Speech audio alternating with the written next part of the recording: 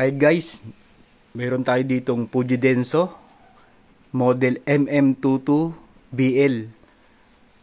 Ang problem nito ay ayaw uminit pero umiilaw, functioning ang rotary switch. Ang troubleshoot natin, disclaimer lang po, this device has high voltage, please be careful servicing this machine. Ito na guys yung loob ng machine. Ito yung high voltage. May charge pa rin yan. Depende kung i-discharge nyo. Transformer at magnetron. At yung rotary switch. Ang naging problem nito ay yung thermal fuse dito sa transformer.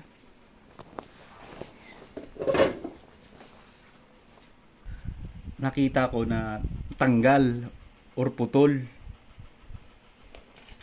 Bali, buksan nyo to, duduktong lang uli. Yan, putol yung ano niya, yung spring ng isa fuse, spring lang yan, yung coil. Yan, bali, iduktong mo lang ulit doon sa taas, dito sa connector niya. I-clip mo lang uli.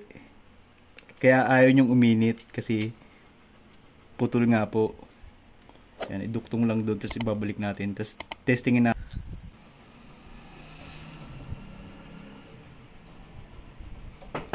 Ganyan yan eh. Yan. Yan. Buo siya. Yan. Pwede rin yan. Sa kanya mismo galing yung spring. Yan. Nakakabit pa rin naman. Balik natin.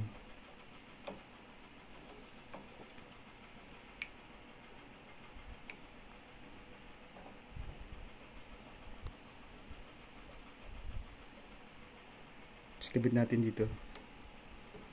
Yan, nakakabit na. Testingin natin ngayon.